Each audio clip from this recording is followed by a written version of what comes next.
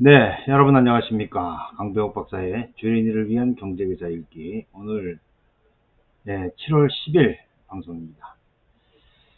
자, 이게 지금 시장이 이러면 꽝인가? 이렇게 지난 금요일에 제목을 잡았었는데 시장 움직이는 거 보니까 이제 외부적으로는 연준발 긴축 발작 우려가 있는 게 아니냐.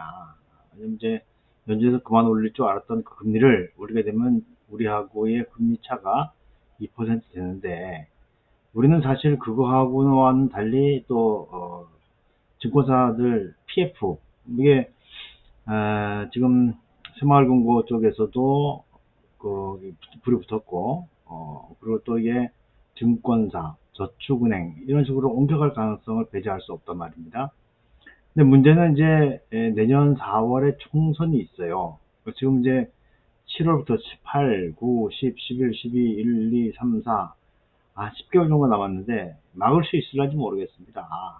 하지만 일단 다 잡고 가지 않겠는가. 안 되면 뭐 세금을 써서라도 막지 않겠는가 이런 생각이 드는데, 문제는 이제 돈이라고 하는 것이 냉정하기 때문에 그게 그렇게 가능할지는 모르겠습니다만은, 그러저러한 우려들이 시장에 지금 묻어 있다, 이렇게 볼 수 있을 것 같아요. 그래서 그 사이 이제 부채라고 하는 거, 가계 부채라든지 뭐 그다음에 PF 부채 다 마찬가지 되겠죠. 뜨거운 여름이 될 줄 알았는데 날씨는 뜨거운데 시장은 또 서늘함이 느껴지는 그런 상황이 같습니다. 하지만 아직까지 큰 추세는 망가지지 않았기 때문에 좀 얼마나 추스리고 갈 수 있는지를 지켜보는 것이 필요해 보인다, 이렇게 생각이 되네요.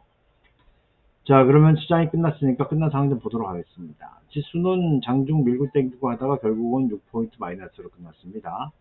코스닥도 6.92포인트 마이너스로 끝났고요. 외국인 기관이 이제 코스피 코스닥을 동시에 매도하는 그런 모습 보였어요. 환율은 1원 50전 올라서 1306원 50전. 상승 하락 종목수가 비슷하긴 한데 이렇게 되면 이제 대형주보다는 중소형주들이 조금 더 각기각진하지 않았을까, 이렇게 볼 수 있을 것 같습니다. 수급을 보면 외국인 투자자들은 여전히 이제 매도 추세에 있는 것이죠. 매수로 돌았다라고 하는 뭐 어떤 증거도 없는 그런 상황이 되겠고요. 코스닥도 뭐 매도로 돌아섰다고 이제 봐야 될 것 같고요. 차트를 보면 아직까지 뭐 이 그 60일 이동평균선을 깨긴 했지만 120일이 남아 있기 때문에 아직까지는 뭐 좀 버틸만하다. 하지만 이제 20일도 내려오고 10일, 5일 다 내려오고 있기 때문에 적어도 이걸 돌리기 위해서는 한 2, 3주 정도 시간이 필요하니까 그 120일을 지키는 선 안에서 등락 거듭하면서 좀 추스리는 시간이 필요해 보이지 않나 생각이 들고요. 주별 움직임, 이것도 좀 많이 내려왔고, 월별 움직임이 중요한데 MACD가 좀 더 올라가야 되는데 그렇지 않아요. 지금 이게 양전환이 되면, 이게 그 월봉에서 양전환 되는 것은 크게 의미가 있는 상황이란 말이에요. 그런데 그게 아직 약발을 받지 못하는 것이 안타깝다, 이런 생각이 듭니다. 만약에 안 되면 뭐 그 뷰를 바꿔야 되겠죠.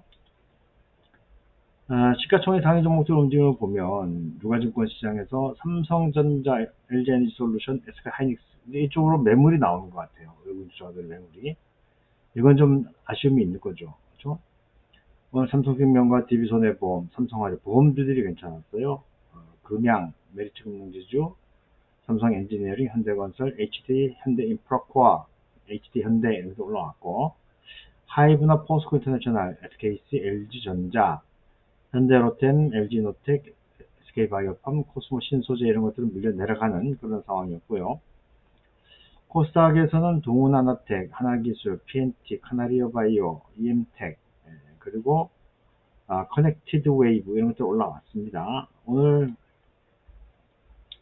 에코프로 같은 경우에는 장중 100만원 넘었단 말이죠. 메지온, IFC, NK맥스, 메디톡스, 동진세미캠 이런 것들이 밀려 내려가는 그런 상황이었고요.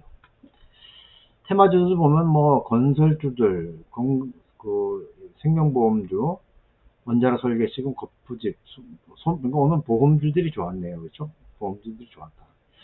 보험주들이 좋다라고 하는 것은 시장이 질이 안 좋을 때 나타나는 현상인데, 일단은 뭐 좀 지켜봐야 될 것 같고, 자, 결국 이제 업종별 매매를 좀 보면, 제가 이제 이 전기전자, IT 쪽에 외국인 투자가들이 매물을 내놓으면, 그러면 지수가 버티기 힘들다.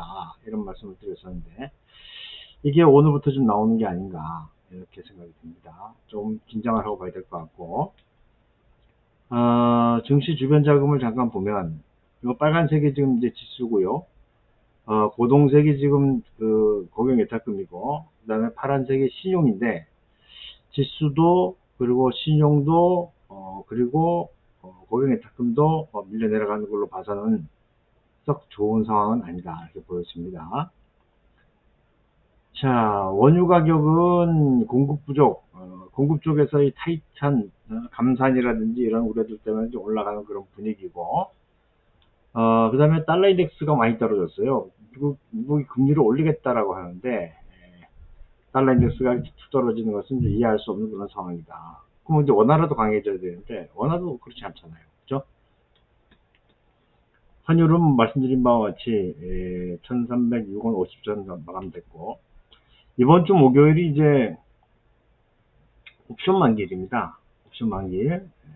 지금 보면 외국인 투자가들이 아래쪽으로 내려갈수록 수익이 나고 있고, 금융투자는 아래쪽으로 내려갈수록 손실을 보게 돼 있고, 개인도 마찬가지예요. 그러면 지금 이제 승기를 잡은 것은 외국인이란 말이에요. 그럼 외국인이, 다음은 저기 이 화수목, 그 주 중반까지 매물을 내놓을 가능성을 배제할 수 없다.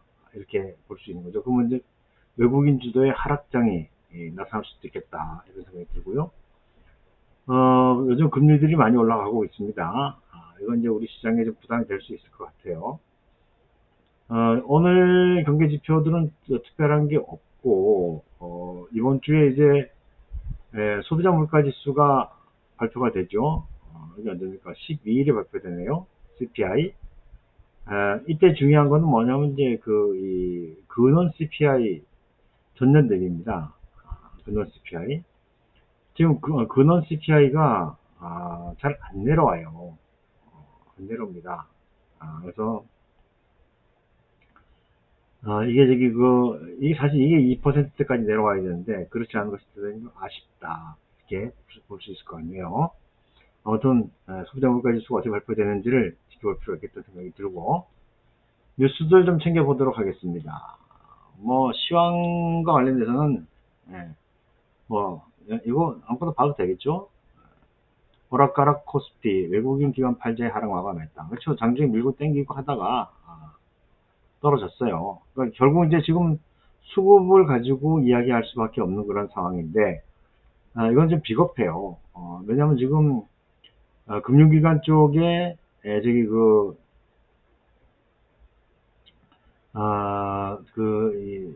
뭐 PF 대출 부실이라든지 이런 것 때문에 금융 위기가 지금 오고 있는데 그런 것에 대해서는 일절 언급이 없고, 그냥 뭐 수급만 가지고 얘기하는 것은 어렵다 이런 생각이 들고요. 보세요. 연체율 16%대 육박, 부동산 PF 먹구름 이렇게 됐단 말이에요. 이게 연체율이 16%면 대단히 높은 겁니다. 이건 뭐 아주 이루 말할 수 없이 많은 부분이죠. 여기에 이제 순살자이, GS건설의 인천 검단 아파트 전면 재시공 결정, 이런 것들이 상당히 좀 어려운 그런 상황이 되겠죠.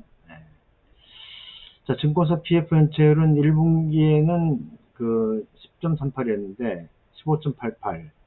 문제는 증권사들의 부동산 PF 연체율 상승폭이 다른 금융권에 비해서 훨씬 눈에 띌 정도로 가파르다. 이건 굉장히 큰 부담이 되지 않겠는가 이런 생각이 들고요.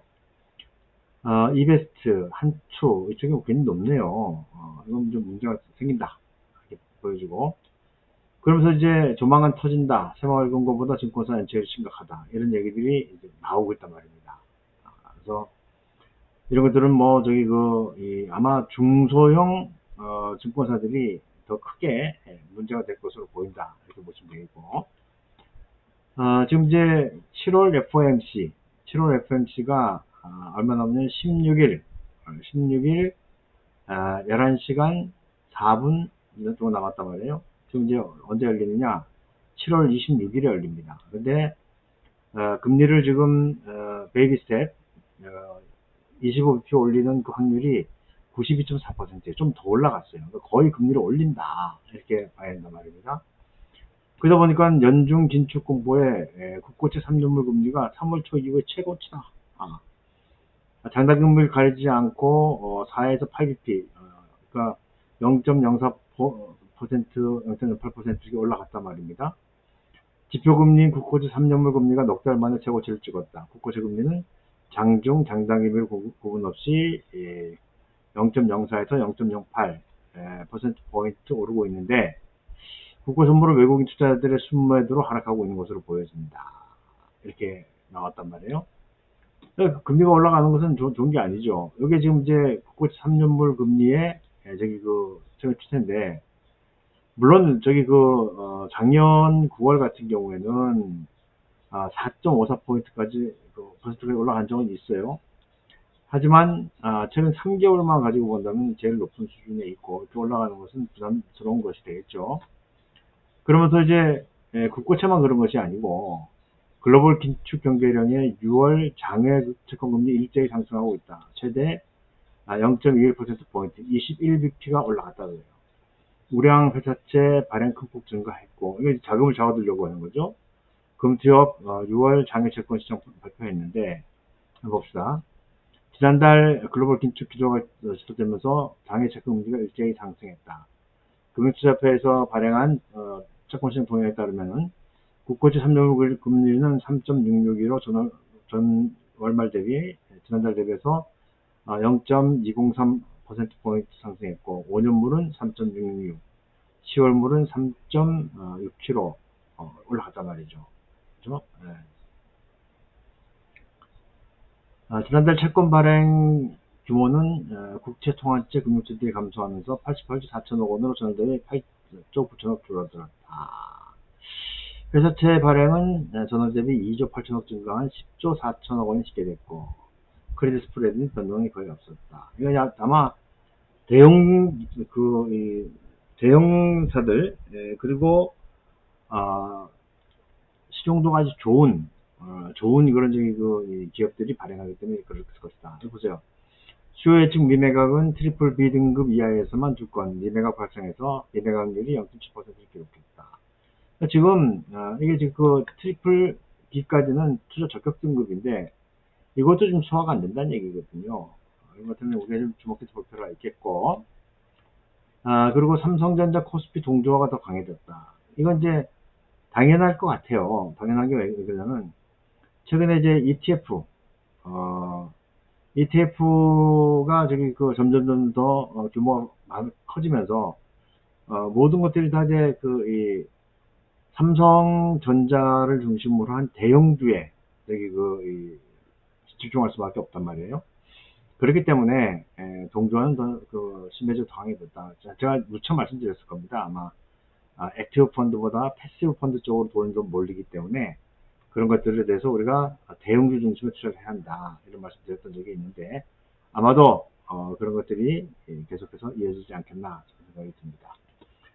자, 문제는 표면적으로는 수급이에요. 표면적으로는 수급인데 근데 그 안으로 들어가 보면은 지금 금융 부실 이거 굉장히 크게 문제가 될 수가 있겠다 생각이 됩니다. 그래서 고름은 살이 되지 않는다 이런 이야기를 여러분들도 꼭 좀 기억에 담고 계시면 좋겠습니다. 예, 시장이 팡팡 튀어가면 좋겠는데 그렇지 못해요. 제가 이제 계속 말씀드렸던 것은 무역으로 보면은 석유화학, 자동차 그리고 조선 이쪽으로 이제 선택과 집중하자는 말씀 계속 드리고 있기 때문에 그쪽은 여러분들이 계속해서 지켜봐 주시길 바라겠습니다. 오늘 마치도록 하죠. 고맙습니다.